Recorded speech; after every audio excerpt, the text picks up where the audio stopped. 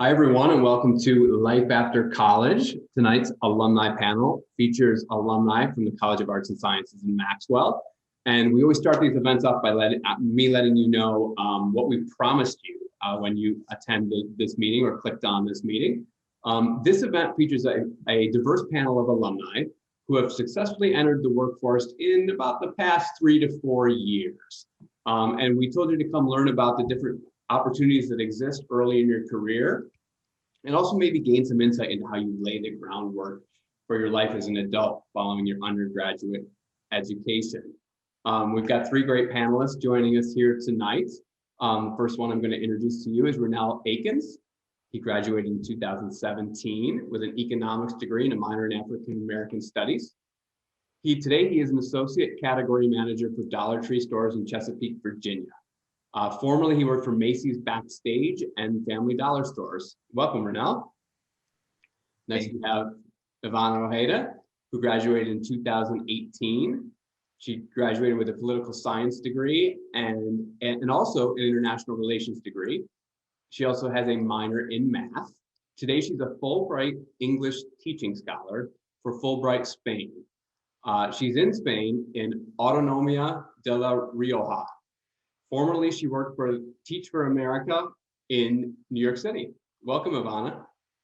Thank you. And last but certainly not least, we have Baylee Wright, who graduated in 2019. She graduated with a degree in international relations, and she had a minor in information management.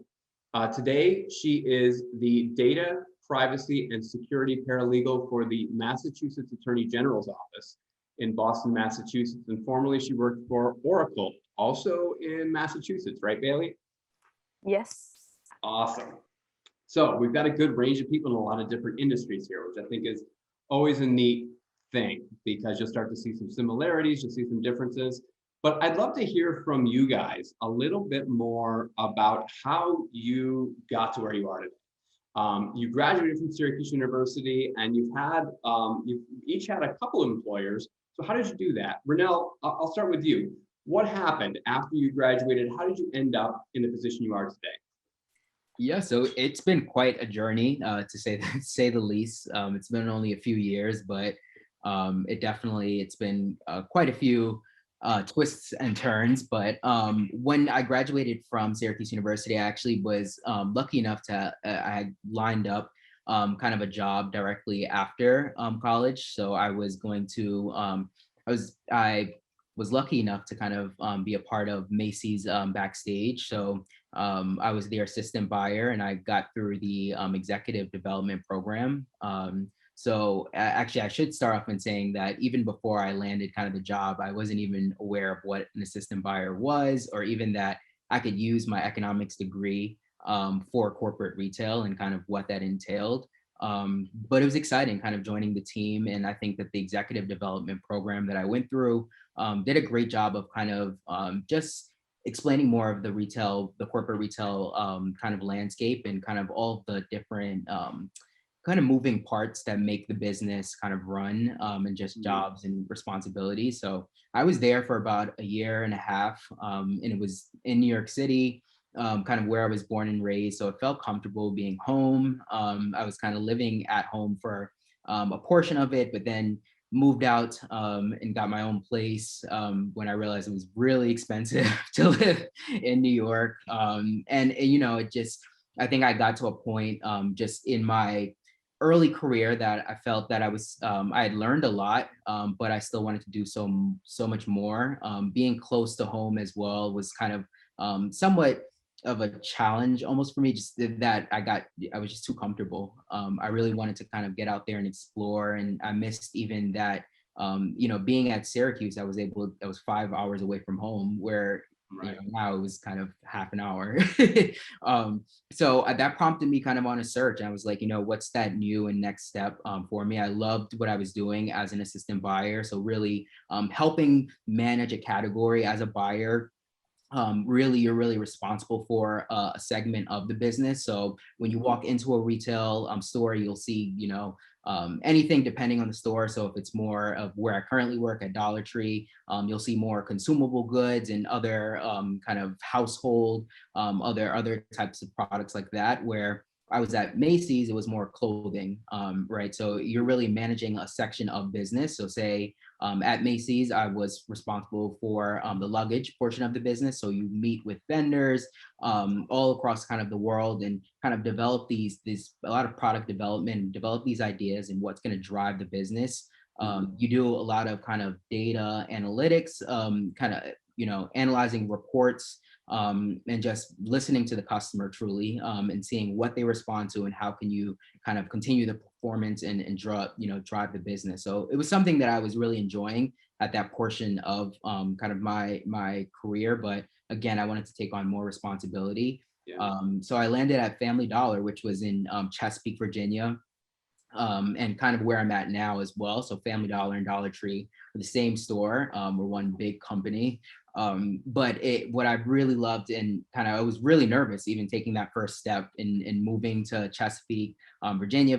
I've been there maybe once or twice before. So it was a really, really scary jump for me. And just being in New York, born and raised, it was a lot for sure. But I enjoyed it so much and I still do.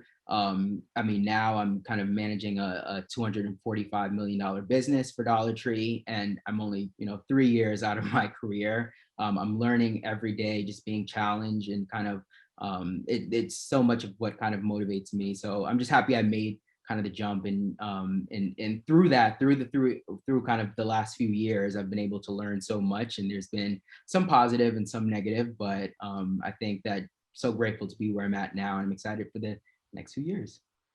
That's impressive. Yeah, it's interesting that there's these positions out there that you might not have ever even thought to aim for when you're an undergraduate, and that you can kind of learn to be like, oh, okay, that makes sense. Like almost like the buyer is almost like an invisible position in the store. We all walk into stores every day, but you don't think about how things actually get there, right? It's fascinating. Yep. So, Evanna, how about you? How'd you get from Syracuse to where you are today? Yeah, so in Syracuse, I knew that I had always had this dream of wanting to go to law school. That was 150% the goal. And I thought after all of my time at Syracuse that I was ready, I was going to be ready to do that when I graduated. And I very quickly realized my senior year that I felt this pull into needing to be more a part of the community. I felt like in Syracuse, it was very easy to stay on this hill. And it wasn't very often where you would leave this hill and really become more a part of the community and start to really understand the day-to-day issues that were involved in the community. And so I remember going to different recruiting events and networking events that Syracuse would host with different nonprofit organizations, or that Maxwell would host for seniors trying to figure out their life, very similar to this. I was in those same rooms. And in one of those, I met the recruiter for Teach for America, and immediately her and I had a very similar narrative. And she really drew me in to this idea of you need to first work with the population that you are going to try to serve if you want to still keep that dream of being a lawyer. And that was really what enticed me into this nonprofit work and in pursuing these fellowships and other organizations, very non-traditional in terms of where I had originally wanted to go. So I applied as a senior and I was placed in New York City. It was not at all what I had expected to do, to be a teacher at a dual language middle school for students with unique abilities. Challenged me in more ways than I can number right now. But then from there, I was able to realize that there are so many other programs similar to Teach for America that have a larger scope in terms of broadening your horizon, developing more of an international perspective. So I felt after my 2 years at Teach for America in New York City that I had used my political science portion of the degree to understand the domestic concerns that were happening within my community in New York City for those students. Now I felt like I needed to use my international relations degree to broaden that scope. And that's really what led me to apply for the Fulbright Fellowship. And I felt very fortunate that I was able to accept and that the program was able to continue during the pandemic. And that's really how I ended up here in Spain. And I don't want to say an accident, but one conversation with one recruiter really did change my direction. And I feel like I'm all the better for it. Wow. So are you still on the law trajectory? Is that still where you're headed? Or have you changed directions? I am. Very cool. I am still on the law trajectory. I think as of the more I've learned through these experiences is that it's okay to delay because I still have that long-term goal in mind. These short-term goals are not impeding that overall goal. At the end of the day, it's still making me a more competitive applicant, a more well-balanced individual through having these experiences. But that is still ultimately my goal. Yeah, that's great. It just shows how you're still on the path. You know what I mean? Like it might be, and it's not it may feel indirect, but maybe it's not. Maybe it's exactly directly to the place you're going to end up, and is supporting that goal outside of, the education that we typically think of as the things that lead us to these opportunities. So thank you very much for sharing that. Baylee, how about you? How did you end up where you are? Yeah, so I am almost 2 years out of college, but I've done quite a few things in the past 2 years, mostly going forward with my motto of just stay curious. So I started at Oracle in a kind of a startup program. It's called their Class of program. And I was in sales for SaaS, which is software as a service. And I did HR sales, finance, and operations. And somewhere within there, I found myself really enjoying contracts and reading about data security. And I had this kind of soul searching moment where I realized that from my degree in international relations and just what I learned about myself in Syracuse and outside of SU and through Oracle, that I was interested in law school. It was never my dream, but that's where I found myself. So much like Evanna, I am on a law trajectory currently, which is great because I think when you're in college, you kind of think that everything's within a box, but nothing is in the box that you kind of put yourself in. That's what I've learned over the past 2 years. But yeah, so I found myself interested in human rights and data privacy and how those connect. And by some odd leap of faith or luck or something, the role for data privacy paralegal at the Mass AGO came up on my LinkedIn feed. So that was great. And I got to network with a few people from there that actually went to Syracuse for law school. And that kind of ended up landing me in a position to interview there. So then I made the decision to switch to a public sector job, which is what I'm doing now, which is really awesome. And I'm currently studying for the LSAT. But yeah, that's kind of how I got here in the past year. And yeah, over the pandemic is when I kind of switched my career trajectory. But yeah, and so now I'm working at the AGO's office. So that again shows that you have been in two really great opportunities in just the 2 years that you've been out to show. And I think that's what one of the lessons in that, I think, for current students is that sometimes it's easy to get caught up in your undergraduate and think you're aiming for that one job, that one perfect job that you're going to have for at least 5 years, 10 years, maybe forever after you graduate. And you've all kind of showed that like it's okay to have a little bit of to jump around a little bit early on and to have a trajectory or career path or even try different things that might lead you in a particular direction. So I thank you so much for sharing that. So with introductions out of the way, I'll also introduce myself. My name is Matt Wheeler. I'm the Associate Director of Alumni Relations in the advising office in the College of Arts and Sciences and Maxwell. And I also have Kristen off. Kristen, would you like to introduce yourself? Hi, sure, everyone. My name is Kristen. Good evening. I am the Director of Career Advising at the College of Arts and Sciences in Maxwell School. And just to let you know, a really selfish plug here, we have an integrated advising model within our office. So we do not have a standalone career office. Our advisors do both academic and career advising. And there will be a lot of interesting things you'll hear tonight from our alumni in which those connections are really important. The classes you take, the majors you pick up, the minors you take, I think of Baylee, and all of that is integrated, right? So the conversation that you have when you come to the office should always have career or post-graduation goals in mind. So anything you hear today, if you want more information or want to talk with someone, your advisor is here. And just a special thank you for the panel. Thanks, Kristen.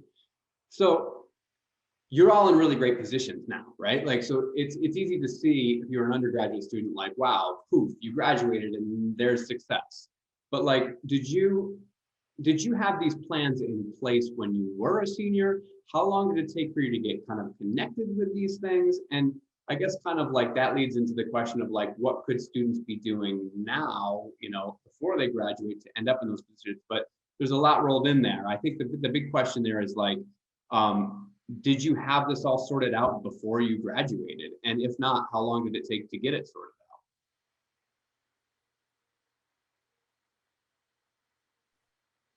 out? I'd say for me personally, I was pretty I think I was lucky to have something lined up with Macy's, but I think even in looking back at that, what I realized is that I think I thought that would be the perfect job and that would be the career job that I would have for so many years. But I think in looking back, one of the things that I learned was that it was okay to move on from that experience. So as much as I was really happy to kind of land that job, I think looking back, it would have been maybe okay if I hadn't, and maybe if I had started at a different company and had a different, experience. So I think I'm very grateful to have had the kind of experience lined up, but for sure, I think it could go either way where you don't, and you can still, land something in due time. So how did you line that up? And was it in your senior year? Was it at a career fair? Like, how did you make that happen? It was actually the career fair we had at the Dome at the time, way before the pandemic. But yeah, it was actually, I had stumbled across the Macy's booth, and I didn't go there kind of, hoping to speak to Macy's. I had kind of a list of different companies that I was interested in kind of talking to. But kind of even just seeing Macy's, I think, living in New York at the time or before, it was just something, the Macy's department store. So I went to the booth, talked to, one of the individuals there, and then landed kind of an interview. They kind of flew us out to New York it was a few different rounds kind of in the process. But it was able to learn so much about the company even throughout the interview process. So it was a few months, but I would say, I think by the fall, I had the offer. So that's really great. Yeah. Good for you. Because my program was a program, it wasn't necessarily a specific job that I had to go out and apply for. I was more fortunate that I did have that position already lined up before I had graduated, but it was an entire year process. I think you had to submit an application for these fellowships in around October, November, and then there were several rounds of interviews throughout your spring semester. Meanwhile, you're trying to finish your capstone and your thesis and all these other crazy things. For me personally, though, I knew I did not want to return home. All my family is from Miami, and I felt like when I had left to go to college, my time in the Northeast was not over. There was still so much left to learn. And because I felt that pull, I started going to, very similar to what Renell said, events like the networking event in the Dome or one-on-one recruiting events. Maxwell also had a lot of alumni panels where they would come in and we would sit in, I think it was Staggers Hall. Remember, it was in the building. I can't remember the names right now, but and different alumni would come in and you would just kind of have these conversations with them. And by really hearing their stories is where I realized that this was an alternative to finding a job, because to be honest, as a senior, finding a job by yourself really terrified me. I was like, this is so scary to move away from home. And now I have to figure all this out by myself. And I felt like a program or a fellowship was somewhere in between, where you're still doing it by yourself, but you can have that organization as a support, as a fallback, as a financial means to continue on with whatever your goal is. So that's kind of how I ended up in that path. Yeah.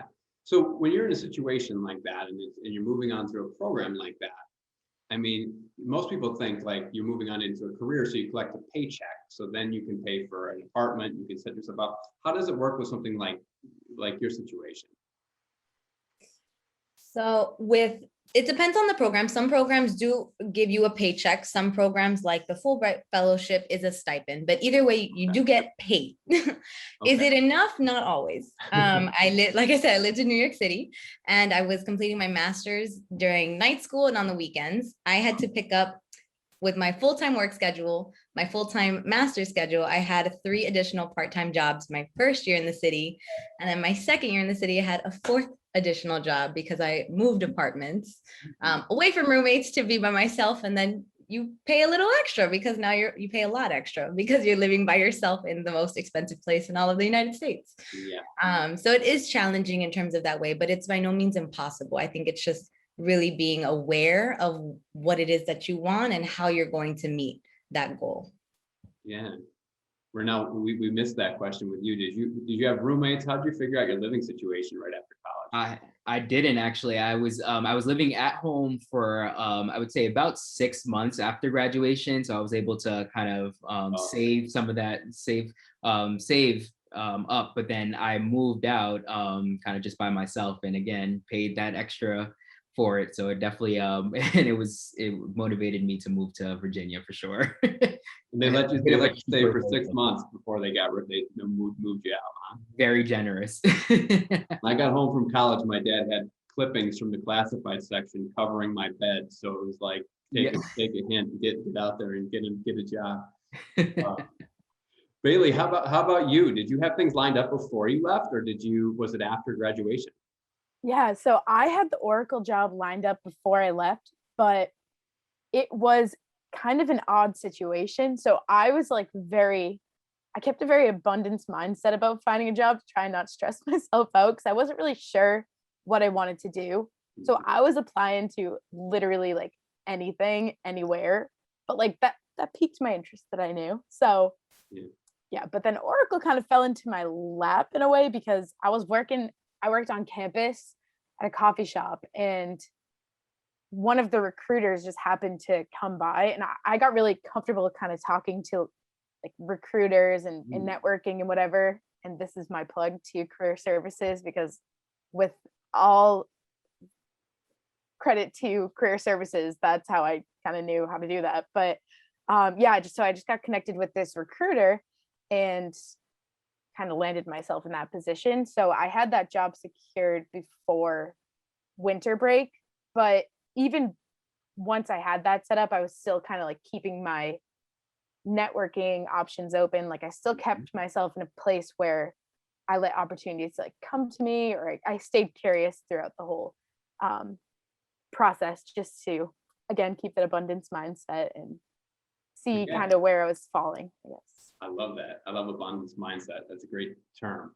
So how did that work? You mentioned that you had a recruiter that you kind of just became comfortable with. Like, what did they one day just say, yeah, hey, you should take this job? Or like, how did that all kind of play out? Yeah, he had come by the coffee shop and was just telling me, like, while he was on campus, I think we were just kind of talking about, it was at People's Place in Hendricks Chapel. We just kind of talked to everyone.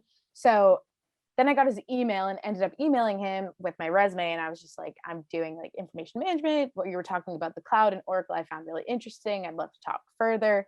Then just set up a conversation where I asked him really casually about different positions that they had and where they were and how they were hiring. And then there was like a phone conversation from there. And then after that, kind of led into the more formal application process and whatnot. But it started with just casual networking and kind of asking to send my resume over and doing that process.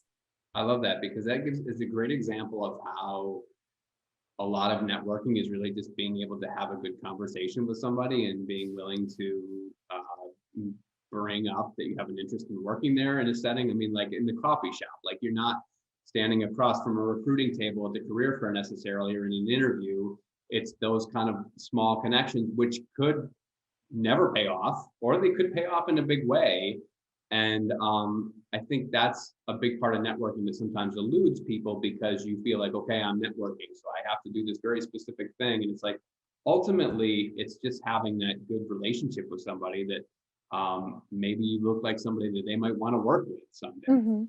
Yeah. Also, I just want to add, like, one thing I've learned recently about networking is that it's important to talk to people like around your age or in entry-level positions, because you want to learn if you will even like that role, and then you want to learn like what they're doing. And maybe you think that they don't have like the kind of like prestige or whatever to get you into that company, but that conversation could lead you like really far. So definitely like reaching out to Syracuse students or recent alumni, I think is like an important step in starting the networking process, or at least that's what I've found.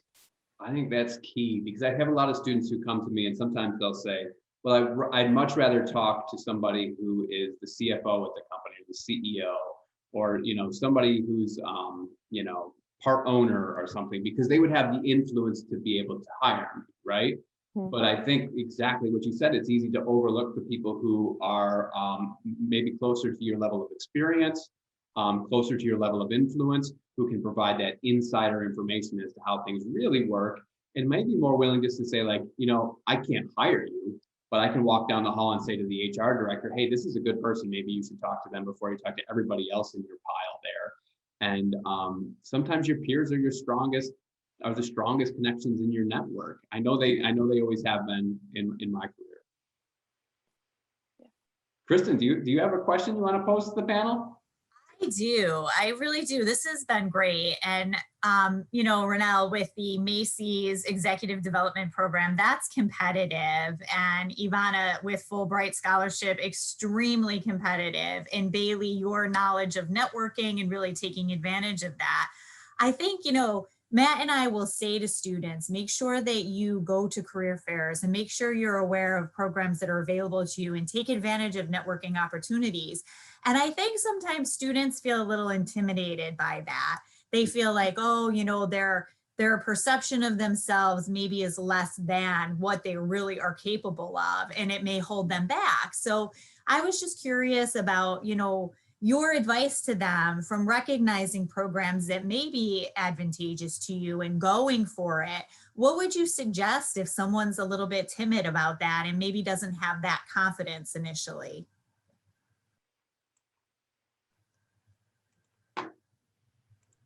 I would say you just have to go for it. It's tough. It really is. But I think one thing I've learned for sure is that if you don't go for it, if you don't go for the opportunity, if you don't put yourself out there, then you'll never get the job or get the opportunity or get whatever you're seeking for.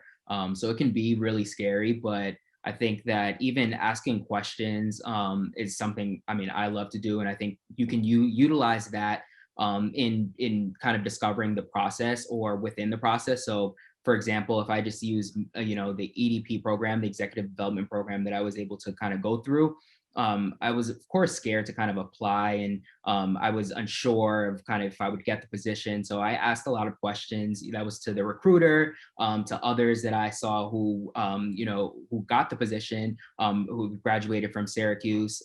Just asked a lot of questions even before getting into positions, into the position. But I think that even continued once I was able to, join the company as well. So I asked, it was kind of intimidating because you're learning from all of these other executives who are already in the company. So you think, I'm expected to know all of these things, but you ask questions, it makes all of us better. And a lot of that was encouraged at Macy's and even now at Dollar Tree as well. So for sure, I think that helped me, but you go for it, and you'll be surprised where you can land. That's really great advice. And sometimes, right, when you fail, it's not the worst thing. You recognize the fact that, the world did not stop, and now I'm going to get back up and try it again, and you get better and better at it. Evanna, were you going to say something? I was going to say, for me personally, just going and doing it was a little challenging to break that immediate barrier. I was never raised in a household where it was, okay to just openly talk about yourself and everything that you've done. You always had to be very reserved, very silent, all of this stuff. And I think what always had made me very nervous and self-conscious about this idea behind networking is the way that it was framed. Networking to me was always framed as in, that's where you go to get a job. You need to talk to somebody so you can get something. You're trying to take this job. You're trying to get this position. Mm-hmm. And when I stopped viewing it that way, it was a lot of self-talk, a lot of daily affirmations. But when I stopped viewing it as this take relationship where I'm trying to go to take this job, and I started viewing it as, no, this is an opportunity to learn one thing. If I go into this meeting, if I start this conversation and I learn one thing, it can be that person's favorite hobby. It does not matter what that thing is. But if I can leave that conversation and know one thing about that person, I have just had a successful networking event.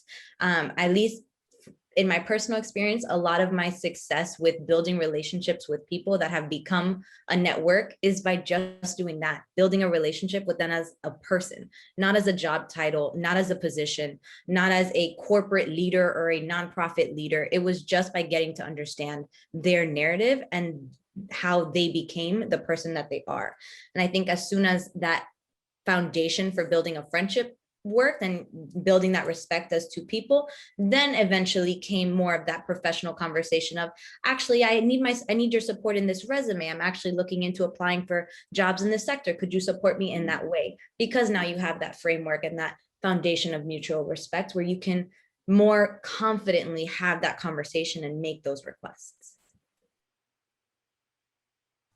Again, great advice for sure. And I know you guys are talking about networking with your peers. I think just getting involved sometimes in, campus activities or volunteer activities, it helps you kind of get over that fear of starting new relationships and new conversations in a much safer environment. And then Evanna, you said it so well, those conversations can continue to grow. And we've had like people contact us and say, hey, you know what, there's an opening in my company. And I remember so-and-so I did this immersion trip with. Do you know how I can get in touch with them? So it does happen. So I think that's great. Baylee, anything you'd like to add at all to that? About putting yourself out there and kind of just like getting uncomfortable to really grow? I really liked Evanna's advice. I like to frame every conversation, not so much as it was great as like this big business opportunity, but just as meeting someone new. And maybe you start with people that are just SU alum. And so you have that in common. So it kind of bridges that. And yeah. And just, you can always bring in something like that you have that you want to share about what you're doing and talk about that, or find commonalities by looking at their profiles or something beforehand. So if anything, you have something to fall back on. I think that's great advice. I recently went to this conference, it was the Massachusetts Women's Conference, actually a few months ago. And I saw this quote that I wrote behind my mirror because now everything's online. So it's just there. If I get nervous during a call or something, it just says, you can and you will. And so I like that. And that's my advice I take every day. But also, actually, no, that's all I'm saying. I love that too, Baylee. Thank you guys. Some great insights. Baylee, you're coming up with these quotes and I have all these Post-it notes now with your one-liners motivating me. Love it. I've become a Post-it note person too. It's all good stuff. See, our alumni get a lot out of these interactions too. It's always good to get everybody back together. Not that you guys knew each other when you were on campus, did you? Anybody know each other when you were here? See, it's that Syracuse connection. It's a beautiful thing. But I know them now. That's right. So what do you say to your friends or maybe even some students? Like, I mean, there are times when you feel like you're crushing it, and there are times when you feel like you can't get anything together. So what do you tell students or people who are, either students here now or will be graduating soon? What advice do you have for them when they feel like it's not working, when they're not finding the opportunity they want, or nobody's answering their calls, or they submit an application, they don't hear back, it's more likely. What is your advice for people who don't feel like who feel like they're not getting any traction with a job search, especially in these years when things feel like there's COVID, there's online work, there's all these things that are standing in the way of me getting a job, even though I know I'm qualified? Baylee, if you don't mind, I'd like to start with you since you have all those positive quotes, Andy. I'm sure there's got to be one on the wall to address this one. Oh man, I'm looking like this sign store or something. I would say that for me, something that I like to do is just kind of get creative. And sometimes that means just stepping out of your process, taking a little bit of time off and coming back to it, some fresh eyes. Like, even if you want to start a new skill or try something different online, which I know is kind of the thing that you're always told to do. Maybe it's like learn something really small or whatever. But I think like if you can improve yourself 1% more every single day, then eventually you're going to have like the confidence or the skills, and then things will just come to you. Like, I truly believe that. So I just think it's like, once you start to believe that for yourself, you might see your processes kind of come to a little bit. just over the summer, I really wanted to change up my career and do something different. And I was getting a little bit discouraged because I wasn't really getting anywhere. So I just kind of let it be for a week. And then I came back to it and I had like a fresh set of eyes and just was able to get online and like reorganize myself and start from scratch in some places. And that really helped me. But yeah, I think you just kind of have to trust the process and trust in yourself and find new ways to make like what you have to bring to the table worthy, or like see that you are worthy enough for other people to see those things. And then always use your network too. Yeah, absolutely. And so, but you also started at Oracle, which I can see how that lines up with your education. But like, was Oracle always like your dream choice? Was it like Oracle or nothing? Like, no. So it definitely wasn't. And also, one thing I did want to touch on is that my major and my first job did not line up at all, which is something that you shouldn't be scared of, which I think is great advice. I would have probably told myself in college like not to do that, but then there I was working in a sales job after studying international relations. And at first I was kind of discouraged by that, but I learned so much through that job. So just being open to an opportunity that wasn't my goal really changed the way that I look at everything. Because I learned so much just about like how corporate life works. And then I learned about finance and all these cool opportunities through taking that job that initially I was kind of like set back a little bit by. So yeah, just keeping that open mind helped me out in the long run. awesome. So, oh, go ahead, Matt. No, go ahead. You're up. Did Evanna or Renell, do you want to comment on that at all? Should I ask you? Mine was like kind of general, but it was very aligned with what Baylee said. I was like, do I even have anything to add? I don't know. I feel like it was so specific. Like it was perfect already. The only other thing I was going to add was when you're in this rut where everything you hear is a no, or worse, you hear nothing back. And so you're in this abyss of no news at all. Like at that point, a no is better. At least, you know, they read it. You know what I mean? It's so easy to immediately go into this stage of self-doubt of just saying, oh, I'm never going to get anything. I'm not good enough. I'm clearly not qualified. And I think that's the absolute worst thing that you can do.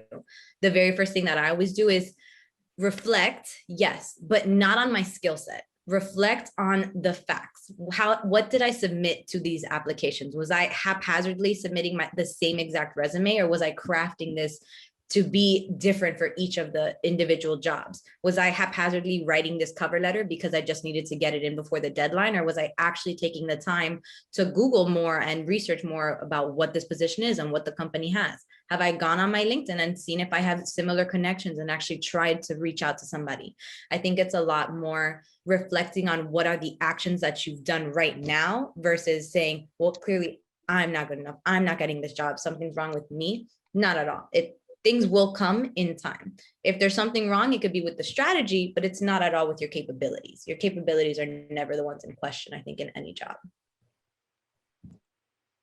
Yeah, that was very well said, Evanna. The only thing I would say that I would add to that as well is just kind of separating yourself from other applicants as well. Sometimes a unique perspective that you might be able to take away when kind of reflecting on why you don't get kind of the callback or the email or kind of the opportunity. So maybe like you said, Evanna, kind of doing that research and crafting that resume and just separating yourself, I think sometimes helps, but for sure, just being as persistent as possible. It's hard, but it pays off, I think, in the end. That's great. So I have a question for you all. I know that a lot of the work that we've been doing with students revolves around job fit and identity. And we have really tried to develop some programming to help people, as Evanna says, reflect and figure out what are their values and how do they align with a company. And the things that are really important to students that I've been finding are diversity and inclusion. And the thing is, though, they don't really trust what companies say. They think that maybe a company can put a good, face to the whole idea that they are really embracing diversity and inclusion. So I'm just wondering, have you had any experiences in the hiring process or even where you work now that would really affirm for you that your company or the companies you were applying for really do take diversity and inclusion seriously. And it's not just a statement on a job description to fill a bill. I would love some insight about that and maybe share with the students.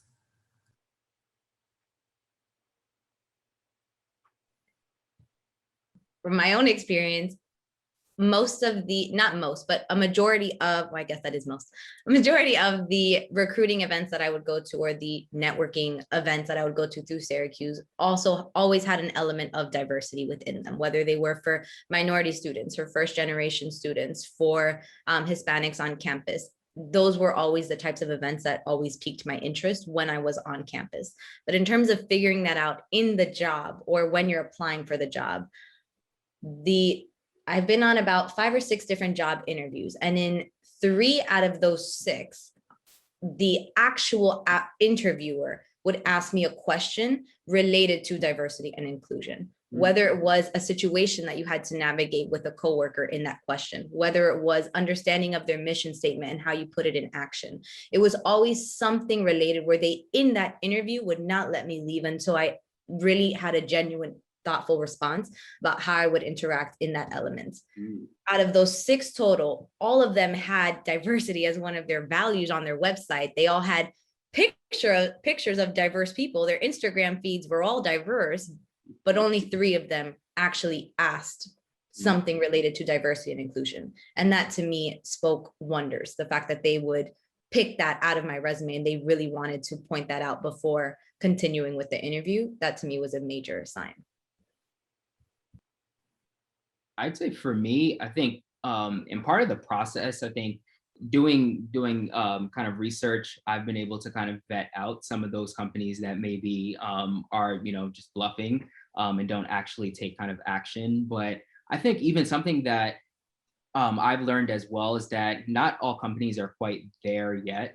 So you may like a company, you may like a lot of different aspects about that given company, but they may not quite be there on the diversity and inclusion.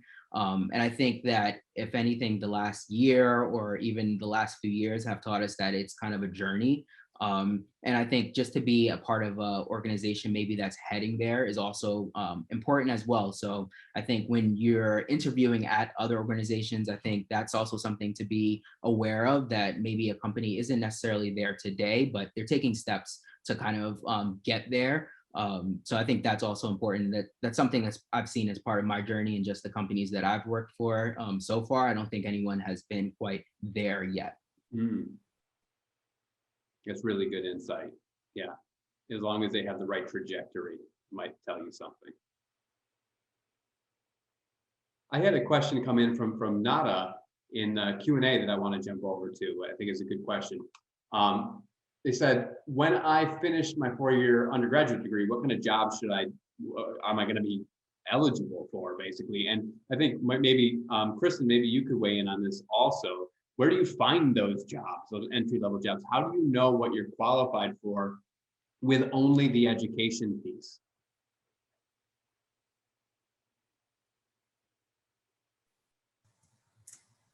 Baylee? Yeah, I was going to say, so I did like the Oracle Class of program, which I think is kind of like the Macy's program, where it's geared towards entry-level 4-year degrees. And there were some people there that had their masters or whatnot. But I think if you kind of want to go into something like that, a lot of bigger corporations have those programs on their websites, and they'll have recruiters assigned to the university, from what I know at least. And I would definitely connect with career services or just go on LinkedIn or onto those websites to see what those programs are like, because some of them have really rigorous application schedules that it's almost kind of like applying to college, where you have to like apply by a certain date and do all these things. But I think that there's definitely more jobs out there that you can get with your 4-year degree than you think. I mean, the market is definitely interesting, but there's definitely things out there. That's. And Baylee, you're mentioning, is that considered a rotational program where you're trying different positions in the company? Kind of, yeah. They kind of rotate you with. There are different programs within Oracle that, if you want to do like tech side, like you were doing the coding and whatever, you can do a rotational where they like each year they change your job. But from what I had, they would, if you were interested, so I started in supply chain, then I was like, I'm interested in finance, then they moved me there. So there was just like a lot of movement within the company, just kind of naturally. Yeah. But yeah, just that's kind of just how the program works. But it was pretty much the first 4 months of working there was like 8 to 5 at classes, learning the whole software and sales cycles and whatnot. Yeah, what I find interesting, we've seen it in some of our immersion programs when we'll visit certain companies.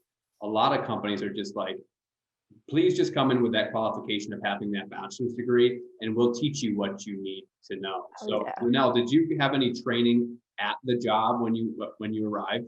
100%. I was going to say that's a great point. I think that's even something that was kind of intimidating in applying, is that I knew so little about being a buyer. So I felt like if I'm gonna, even if I'm starting off at the entry level as assistant buyer, there's still gonna be things that I'm required to know. But I felt like I was welcomed with like open arms at the company, really, with all different levels of, upper management to even peers as well, just willing to kind of teach you what you don't know. I think, again, going back to what I had said a little bit earlier, is just asking questions. I think from my experience, I haven't kind of asked a question and it's met with resistance. And in my career so far, especially if it's coming from a place of, I don't know how to do this and I'm really, welcome to learning. Can you please teach me, or where can I kind of, get additional resources? So I think definitely on the, especially, I think just even speaking through the corporate retail lens as well, so much of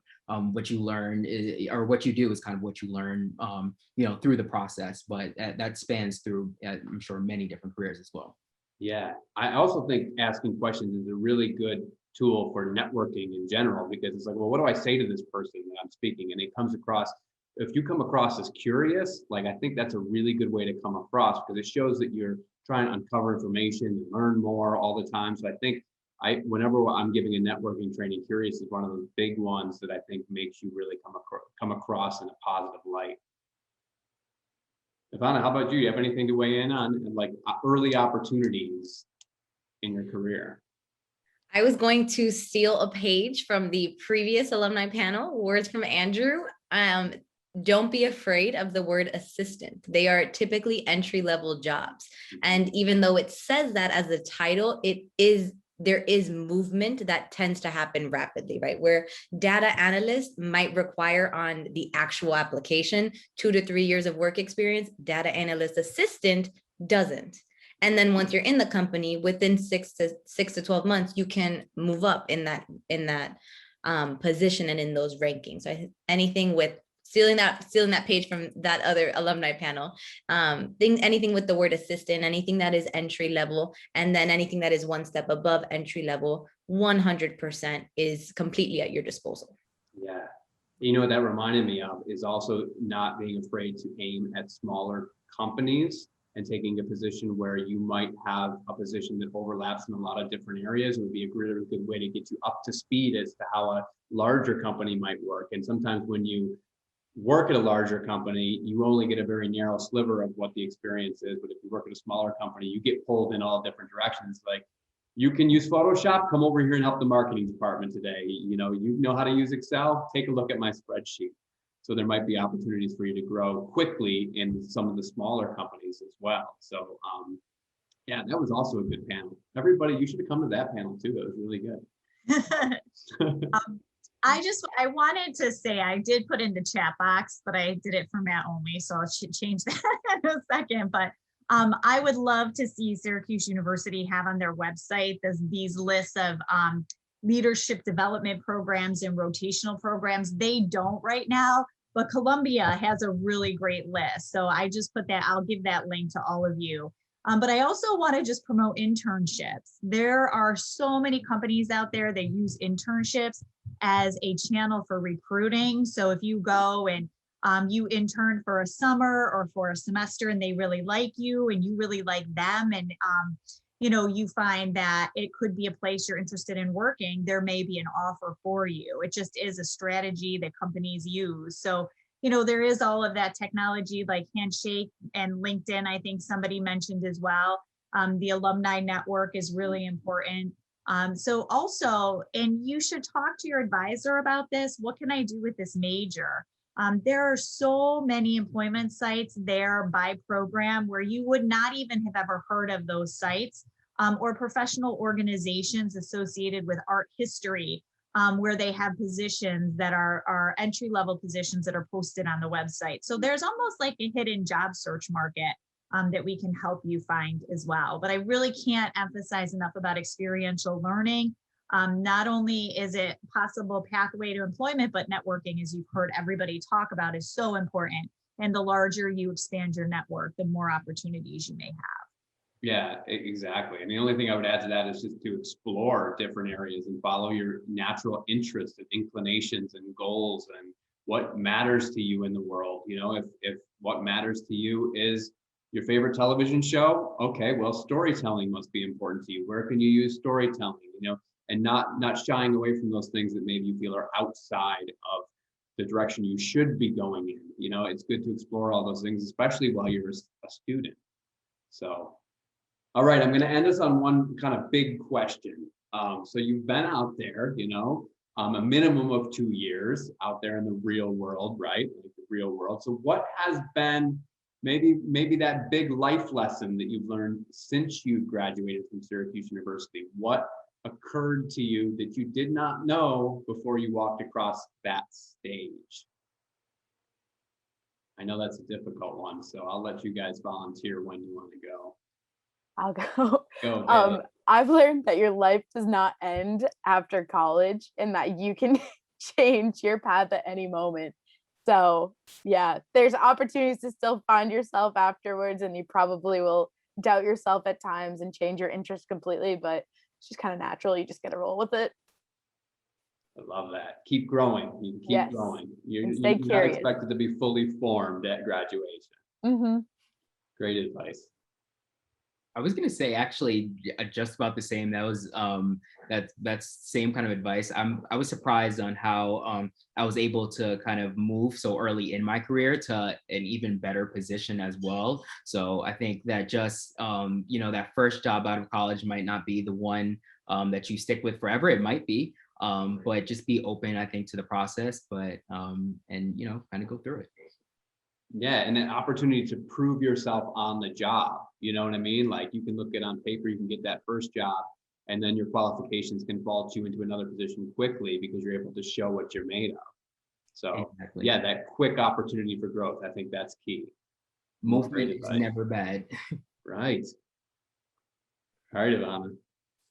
Oh, when I was on campus, I loved my sense of control. There was so much that was in my control that I defined. And I really thought that would be the way life worked. So I think my biggest tidbit, my biggest piece of advice is that life does not go by your plan, but it does go by a plan. It might have to shift, but there is still a goal at the end of it. You just work your way as it goes, and it is still going to be ending up in an amazing spot. I think that's awesome. Adaptability, I think, is key, especially as we've all learned in the last year. You never know what's going to happen. So you got to find a way to move with it. Roll with the punches, as they say. And you all have already been so adaptable doing school like this. I can't even imagine. So many skill sets already. Yes, absolutely. And I think that ties into what Kristen was saying earlier, is being able to kind of tease those out of your experiences and be able to prove yourself from those experiences. You've all attended at least a year of this, you know, like online learning, Zoom classes, trying to make the most of the experience. What have you learned from that experience? What skills have you gained from that you can talk to an employer about and prove to them that you can make the most of any situation? You know, Kristen, you have a great example about a Subway artist. You know what I mean? Even if your only job has ever been working at Subway, what are those skills that you use there? Were they related to customer service, punctuality? You have these skills, even if you feel like you don't. And you have to lean into those and then try to find them in places, identify experiences to gain more, to really find that career path that's going to be most direct to that life that you find most fulfilling. So the three of you, are you feeling fulfilled in the positions you're in now? Are you happy with where you are? What comes next?